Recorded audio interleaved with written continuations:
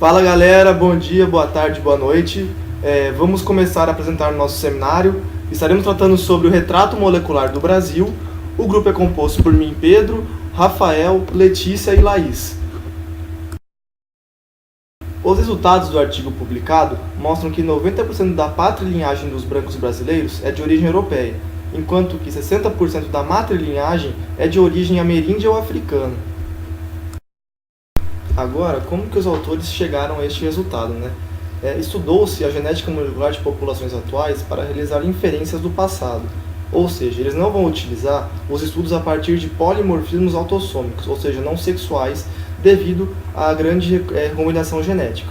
Então, como tais pesquisadores conseguiram chegar àquele resultado? Sim, a partir da genética molecular de populações atuais, né? Mas o que eles vão estar utilizando para poder estar construindo esse resultado, conseguindo chegar nessas conclusões? Eles vão estar estudando os cromossomos Y e o DNA mitocondrial, pois ambos são passados de geração para geração, ou seja, são haplóticos.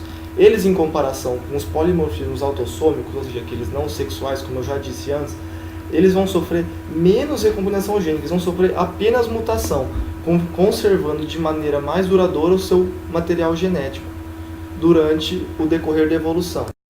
Agora, na continuação da apresentação do nosso seminário, vamos falar um pouquinho do cromossomo Y e, na sequência, vamos falar um pouquinho sobre a variação de DNA da mitocôndria. Quanto ao cromossomo Y, mais de 90% do cromossomo não vai sofrer nenhum tipo de variação, ou seja, haplótico, como a gente já disse antes. Nos estudos das linhagens de cromossomo Y em brasileiros, os pesquisadores optaram por estudar os polimorfismos de evolução lenta, ou UEPS, que vai, traduzindo do inglês basicamente, quer dizer eventos únicos de polimorfismo, que indicam eventos mutacionais únicos. Há dois tipos de UEPS, os que resultam da mudança de uma só base da sequência de DNA, SNP, e os decorrentes da entrada de uma curta sequência de base, retroposon, em uma determinada posição no cromossomo. Agora vamos falar um pouquinho sobre a variação do DNA mitocondrial.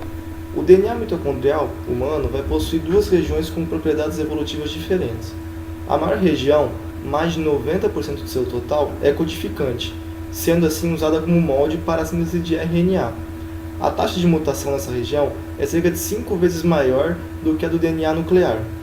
Já a segunda região, chamada de alça-D, tem em torno de 1.122 pares de bases, sendo não codificantes e evoluindo 5 vezes mais rápido que o resto da molécula, sendo que para este estudo foi utilizado RFLPS, agora eu consegui falar, que traduzindo do inglês quer dizer polimorfismos de tamanho de fragmentos de restrição.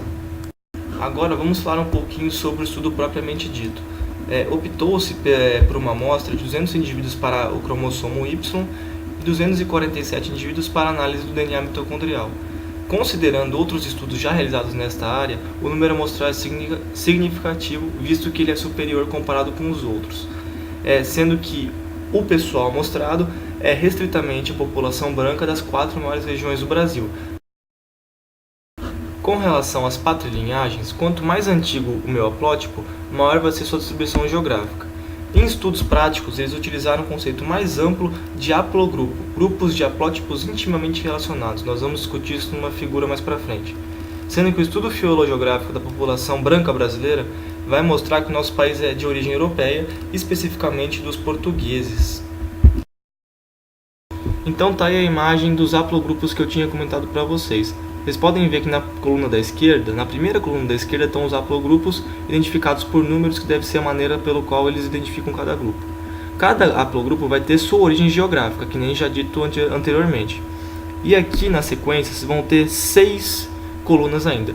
4 referentes aos estados brasileiros, uma ao país Brasil e uma ao país Portugal. Isso aqui vai ser a distribuição de cada haplogrupo em porcentagem em cada um desses estados e países respectivamente. Vocês vão estar percebendo uma dominância do haplogrupo 1, que tem origem geográfica na Europa. Você percebe que ele realmente tem uma grande porcentagem de distribuição em todos esses locais aí citados nessa imagem. Eu vou dar mais um tempinho para vocês darem uma olhada. Agora, essa imagem aqui vai estar falando não da patrilinhagem, sim da matrilinhagem.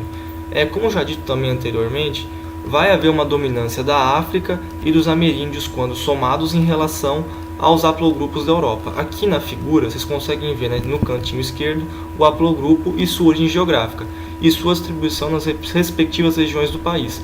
Depois totalizando aí no Brasil todo, você vai perceber que haplogrupos vindos da África nós vamos ter 28% das vezes, na Europa 39% e nos ameríndios 33%. Você vai perceber em porcentagem uma dominância da Europa. Porém, quando nós juntarmos África e ameríndios, vai haver uma dominância em todas as regiões, exceto pela região sul, onde vai ter essa predominância europeia de haplogrupos. Novamente eu vou deixar um tempo para vocês darem uma olhada na imagem.